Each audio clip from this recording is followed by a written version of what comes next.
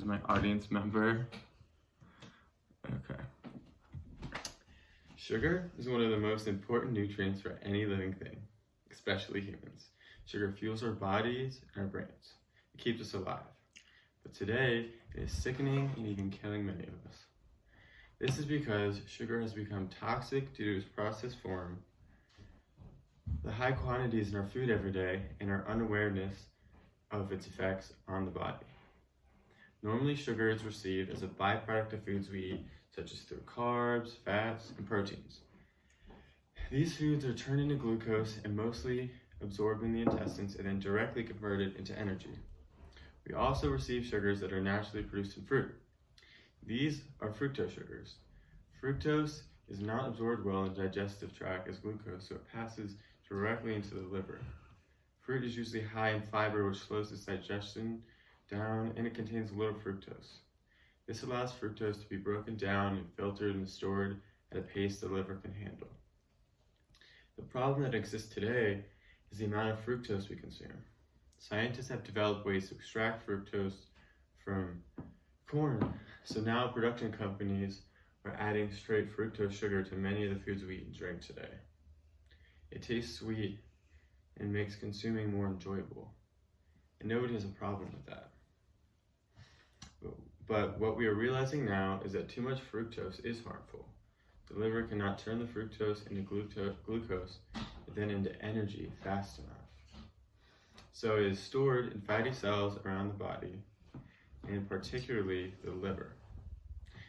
The American Heart Association recommends that on average, men should eat around 37.5 grams a day, and women should have 25 grams.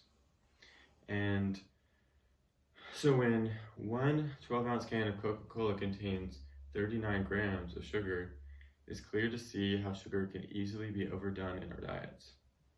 So next time you eat or drink, look at the ingredients label to see how many added sugars are there. It might surprise you. Overconsumption of fructose sugar can happen without realization, or is just too addicting to stop. So it is important to educate yourself on what you're eating. Otherwise, you'll begin to feel side effects. Whether it is smaller side effects like pimples or cavities, or something more serious like non-alcoholic steatohepatitis or type 2 diabetes, sugar is likely to be at fault.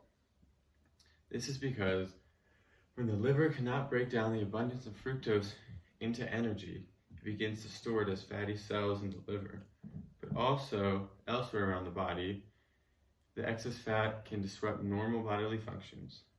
Specifically, when excess fat is stored in the liver, non-alcoholic steatohepatitis, or commonly referred to as NASH, begins to occur.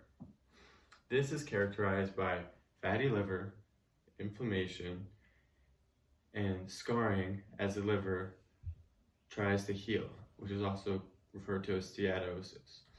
That scarring gradually cuts off vital blood flow to the liver, and about 1/4 of NASH patients will progress onto non-alcoholic liver cirrhosis because the scarring has damaged the liver too much, and this requires a liver transplant or else it can lead to death. Researchers have also found that those who develop a fatty liver are prone to type 2 diabetes.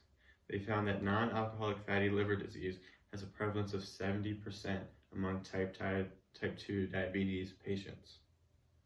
So sugar is an important part of your diet, but you need to be careful about how much you ingest and what type of sugar you're ingesting, because instead of simply energizing our bodies with consumption of sugar, you could be unknowingly harming it by overindulging. Next time you eat or drink, I hope you're attentive to what you're putting in your body. Thank you. Oh, you're still here. Right on.